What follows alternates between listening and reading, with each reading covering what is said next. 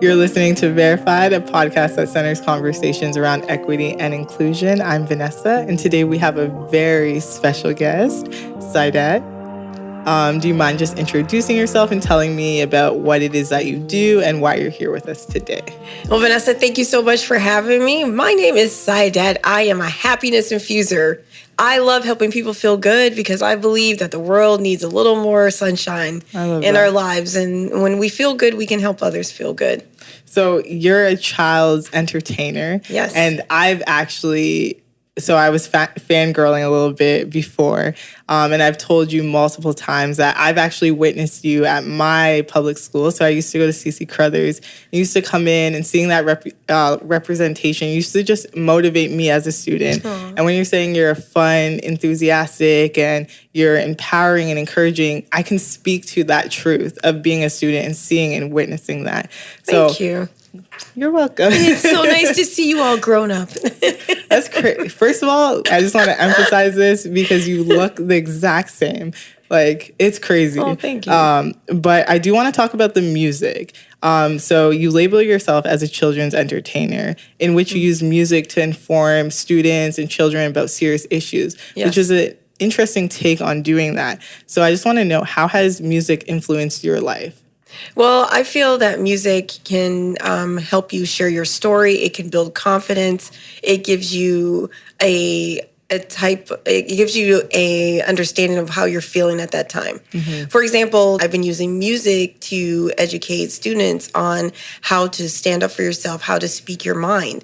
And so I gave an example of James Brown. Say it loud, I'm Black and I'm proud. This is not a song that's right in your face going, stop being racist and don't you see me. Mm-hmm. This is a song like, like jazzy. With your bad self. So you just get to kind of move with it. And as a Black person, I'm going, yeah, I am proud of who I am. I love the skin I live in.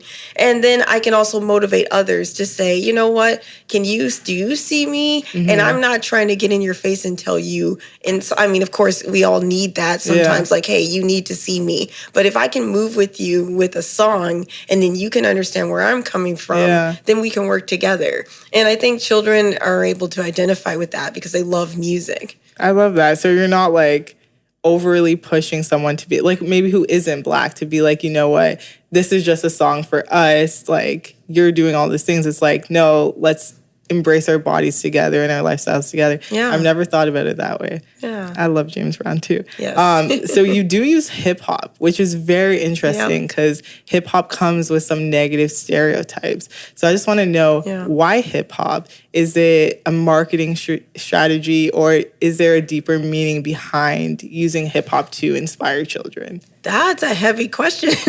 Well, for me, I try to stay away from the conversations that have to do with, well, why is hip hop degrading women and it's all about money and drugs and things like that, because that's not my area and I can't speak to that.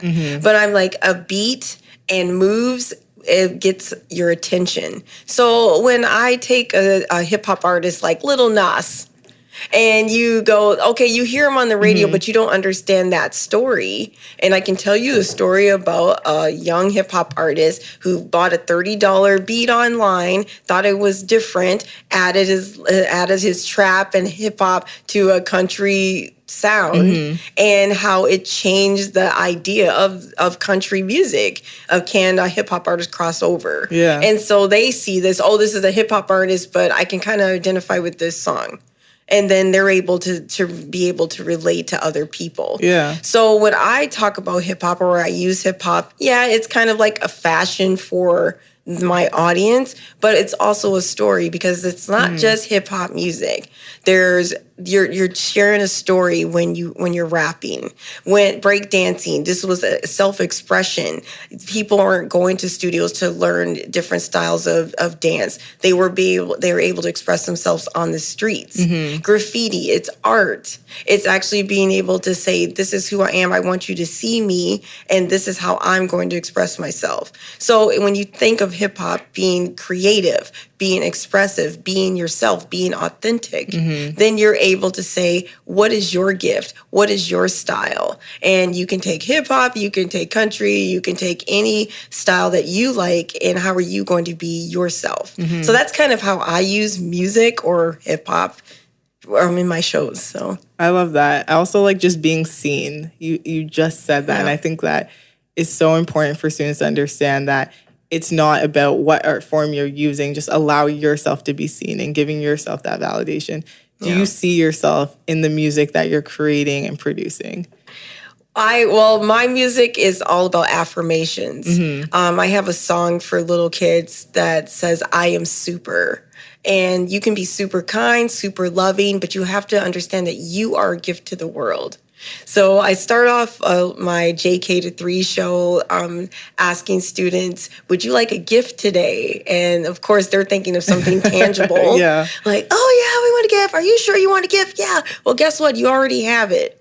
They're getting a little upset. What? I thought she said we have a gift. No, you've actually had this gift for a long time, and no one has this gift quite like the one you have. And then now they're just listening to me. And then I get right on their level and I say, you are the gift to the world. Oh, that's really And sweet. if you look around this room, there are many gifts and we come in different colors, different ways of living, different ways of thinking. And all these beautiful gifts make our world a great place. And now we're looking at each other thinking, okay, I'm a gift, you're a gift, we're a gift. Can we sing this together? And then it brings students together. Now I got this hip hop beat with the same message. I'm not just talking to you. Now let's say it. I am super. And you can have like 500 kids shouting, I'm super, you're super, we're all super, we're gifts. Do you do affirmations in the morning? Yes, I do. To start your day? Yep. What are the types of things you say to yourself? Well, I like to put my shoulders, I always say shoulders back, chin up. And then I say, I got this. I'm smart. I'm good looking. I'm going to own the day. Do you do that as a way to be like, okay, I'm teaching children to affirm themselves, so I have to do the same things too? Well, even as a 47-year-old, I have to just affirm myself every day. So there are times like after 15 years of doing this type of presentation, I'm still nervous the day of the show. A teacher's look can kind of throw me off track, or if I feel like I'm not respected. And there was many years in my presentations where I'd get so frustrated. Like, why are the teachers not understanding that I have an important message? They just think I'm some hip hop girl, because you hear that in the hallways. Oh, so we got this hip hop girl here today. Why don't they see me? Why don't they see me? Don't they understand what I'm bringing to the table? This is psychology. Yeah. I have studied. I make the show where I know where the students are, where they're at in that level of understanding what I'm bringing to them. And why don't they see it? Well, I finally had to look at myself and ask myself that same question. Do you see yourself? Do you value yourself? Because it doesn't matter what they think. If you know the value that you bring to the table, then you're going to be able to express that and they'll see it in time. Once I let that go, it doesn't matter what the teacher thinks. Actually, I'm giving them a break. For 1 hour, they get to sit there and enjoy watching their students learn a valuable lesson. And they can enjoy it instead of like, you sit down, stop talking, and now they don't have to do that. They're just watching me. So I value them now, not just see me. I see you. I'm going to give you a break today. And by the end, I have teachers coming back to me. Oh my goodness, in my 20 years of teaching, this is the most incredible assembly. And now it's not because of them. It's because I had to affirm myself. So were there times throughout that journey of like seeing teachers kind of be discouraging towards you that made you want to like just stop? Yeah. Oh, there's always going to be someone. And I think it's just that as human beings, we feel that what we do is the most important. Exactly, yeah. Maybe that teacher's not even thinking about me. In an hour, I'm going to be gone. They're back with their students. Maybe they're not thinking about the show. And that has to be okay with me. And when it's okay with me, then I can do my job and enhance what they're doing as well. So for me, it comes back to how do I see myself? And when I see the value, when I see what I'm doing to make a difference in the world, in time, people will see it too. I love that. Yeah. You have a quote that I wrote down and I really like, and it's called "Shine in Your Difference." Yes. So, what does this mean to you? Well, I as a children's artist, I had to find out exactly what I am in this industry. When I first began, the school boards were just calling me the hip hop artist. And then I became the anti-bullying speaker. And I'm like, that's not what I do. I actually teach them. They have their daily physical activity within that hour. They're being taught social and emotional intelligence, and they're also, being able to celebrate diversity. So I just had to really decide, what is it that I'm bringing, and who am I, and what can I do. And so once I did that, I was able to say, okay, I'm a children's entertainer who happens to sing, dance, and be very dramatic. Yeah. And I used those avenues to be able to say that one person can make a difference. Together we can change the world. I love that. Yeah. So when other people are giving you labels, it's important that you know who you are so you can actually relabel yourself. True. That's very empowering.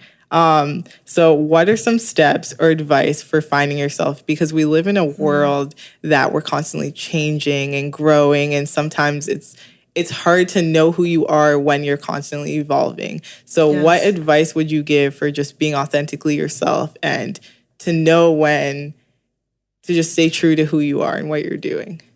Well, I don't think any of us really know what our journey looks like. We have ideas of what we think we're going to do in life. So not limiting yourself to just, well, I'm only good at this, that's all I can do. Try something new. Ask questions. Don't be afraid to make mistakes. Because as you're trying new things, as you're venturing out, you're going to find out, oh, maybe this is something I can add to my idea of what I want to do in life, or I never want to do that again.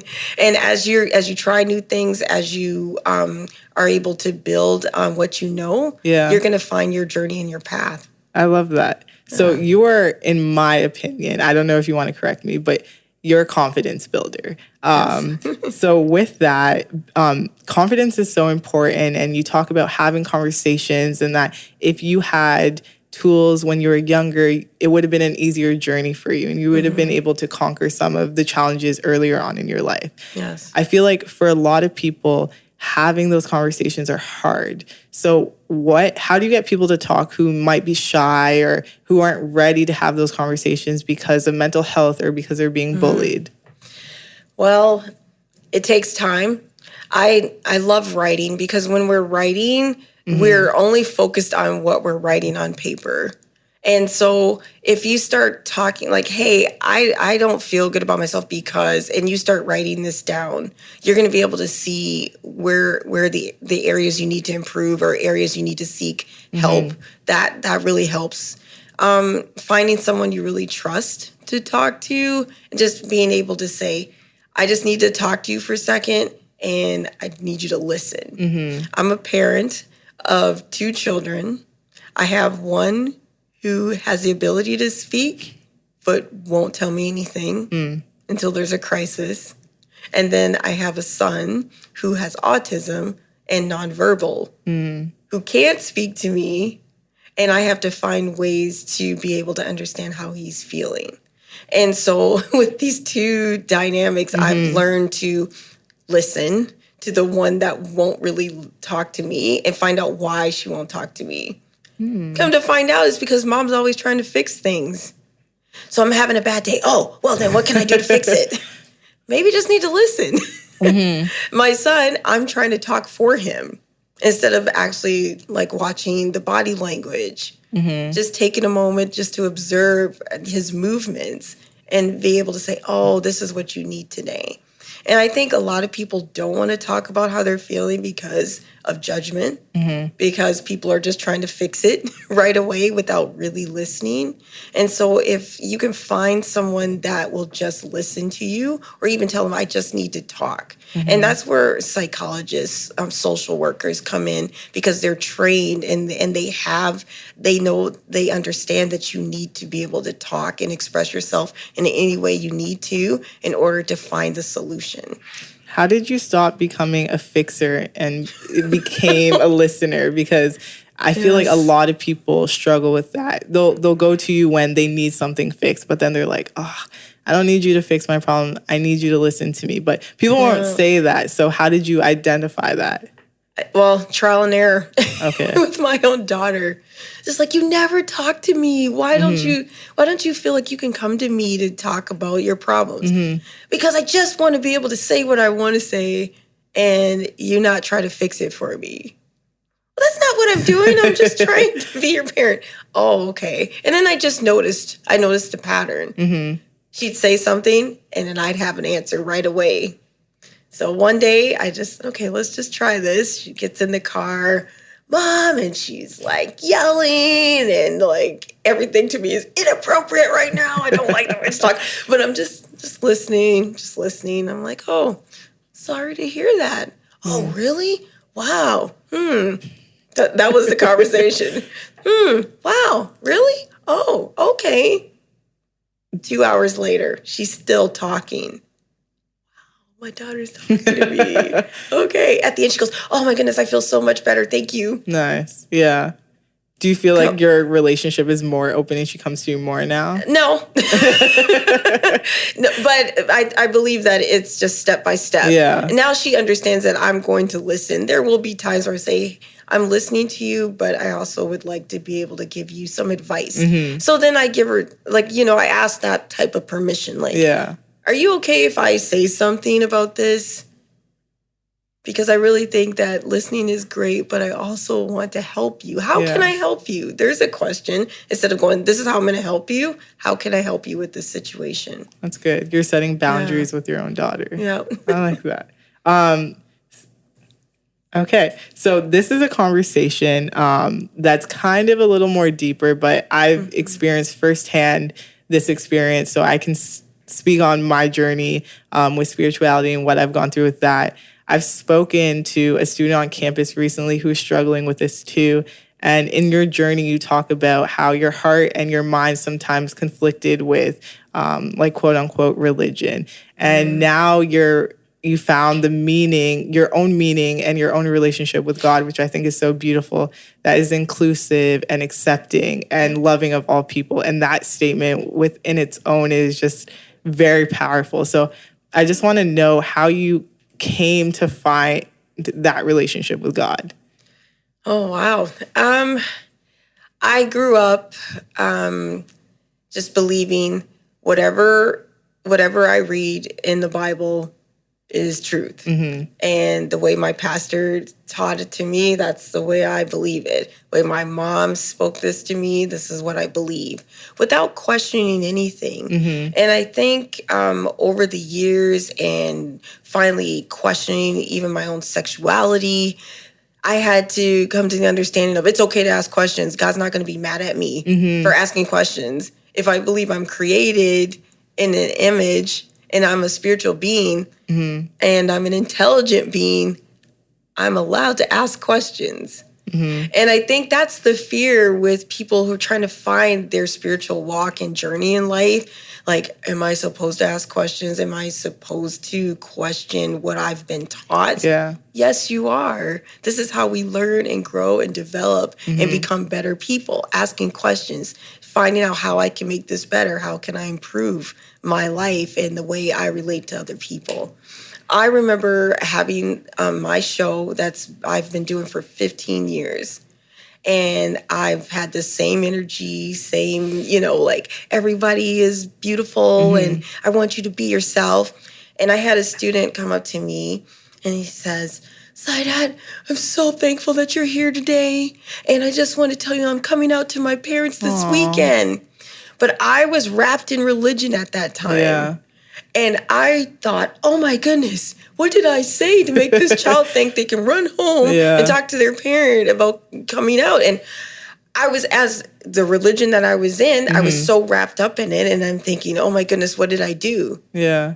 Over the years, I realized, oh my goodness, I'm so glad that I was able to finally start asking questions, because I was basically hypocritical, telling people this is the way you can be your authentic self, but this isn't the way because my religion said this. So I had to really question my own self. And then when I started realizing, hey, I haven't asked questions for myself. Who am I? Who do I love? And what is my purpose on earth?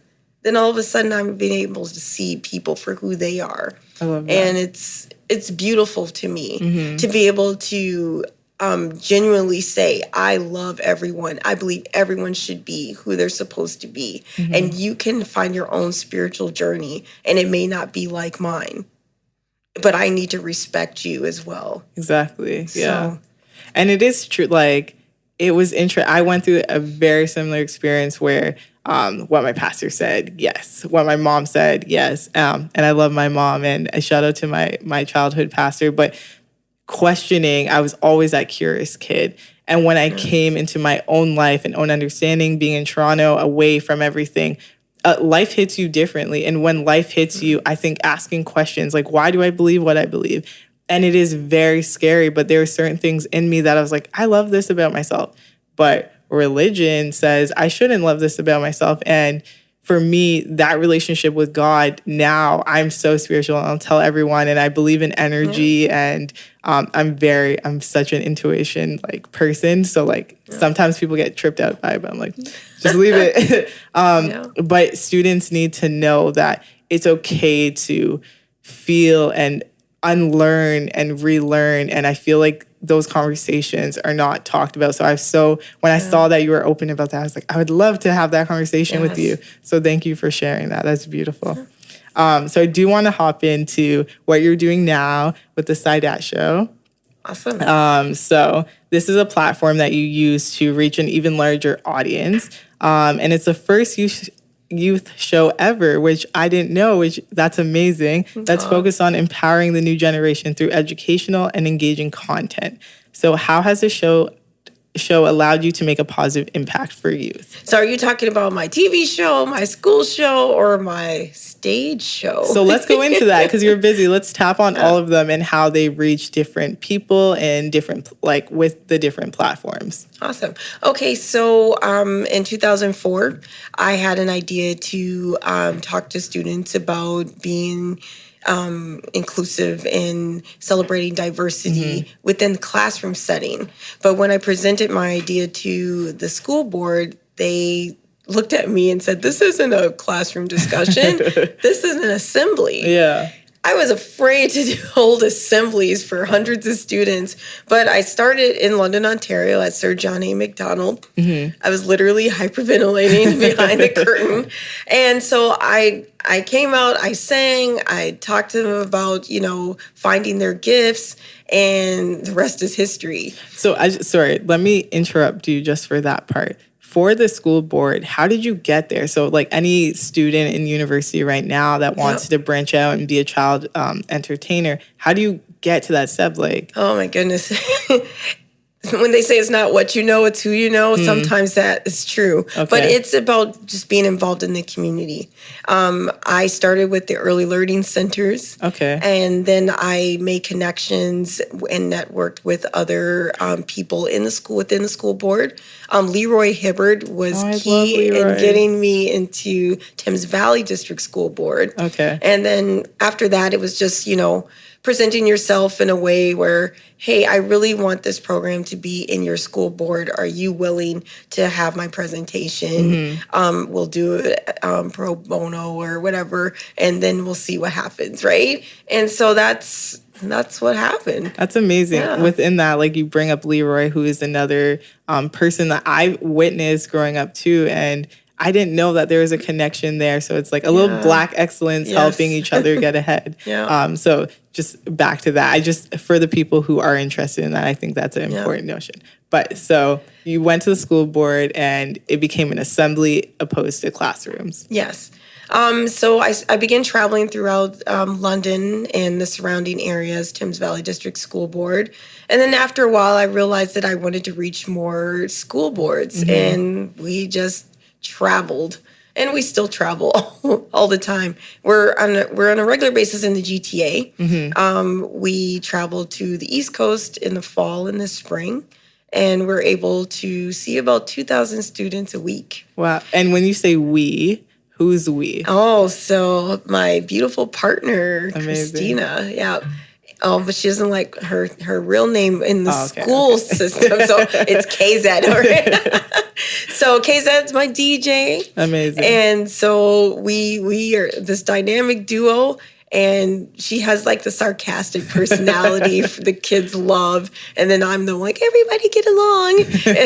and so with that, we make a great group called the Saidat Show. Nice. And you also have dancers. Sometimes I have dancers with my community events. And I have a stage show that's happening March 21st. Amazing. So we're launching this family-friendly concert similar to Sesame Street Live or The Wiggles, but it's affordable. And it has like a mixture of hip-hop and contemporary music. Oh, wow. That kids and parents can get into. Having special guests, local artists help me out. And it's just a celebration of a city, of a community working together. So this is March 24th? 21st. 21st. In London? Yeah. Okay. Is there a time? Just plug that in real quick. Yes, there are 2 shows, 11 a.m. and 1:30. Okay, amazing. Yeah. So we talked about your auditorium show, your stage show, which I think is so cool. Everyone, you should check it out, even if you are not a parent or a child. Yes. I think there's valuable message that anybody could take from it. Yeah. But let's talk about your TV show. You want to go into that, what you're doing, and why you decided to go on Rogers now? The Rogers TV show was something that I felt that needed to be in place in London, Ontario, because children's entertainment needs representation. There are about 8 to 10 professional children's entertainers that are known to most Canadians, and 80% of them are male. And there's not a lot of representation as a leader in children's music. Yeah. And so this is something I really wanted to happen. So I had these videos that I had created for school presentations, and we decided to put them together and talk to and approach Rogers and say, hey, would you like to have the first children's TV show in London? And they thought it was a great idea. So I gathered the community together again, and we had kids in it. I did interviews around London with various groups, and we celebrated diversity in the city of London. And so this is something that's actually still played on Rogers. Yeah. I only did 1 season, and then with the turnover and layoffs and things like that with Rogers, things kind of got out of whack with that. But they still play my show, and it's pretty amazing. And you've had like very good feedback. Yeah, for that. yeah. That's amazing. Is there anything now that you're working on that you would like to shout out? Well, besides the stage production, I have music on Spotify now for children. Nice. Yeah, I have a few music videos on YouTube that kids can jam along with, and I'm working on having DPA, daily physical activity videos for teachers. Okay. Because they are required to get their students moving 20 minutes a day. And so after a while, it gets monotonous, and they're looking for creative ideas to get their students to move. And so I'm creating these videos. That is a genius idea. I've got an entrepreneur spirit over here. Yes. So our podcast is called Verified. Yes. So every time we invite a guest on, we kind of walk them through the creation of why we're calling it that. So we live in a society that is very social media based, and a lot of times we're seeking likes, and that's how we validate ourselves. Because sometimes we lack the confidence, and we don't have people like you in our lives to kind of guide us through that. So we're asking people to recreate what verified means. So if you could create the meaning of verified, what would you create the word to mean? Verified means I know who I am, I know my purpose, and I know where I want to go. And I know that life is a journey and I will not always have it all together, but I am confidently me. And that's a decision I make daily. I like that. I love that answer. So we do have a little gift here for you. It is Yay. just a little T-shirt, and we'll get Thank one you. for Christina too. And it's a tote bag. you so So much. when you wear it, just think of us. Thank you so much for being here today. Can you just plug in all of your @s so that people can find you? What's your Spotify? Yes. So my name is Saidat. The spelling is the word said and the word at together.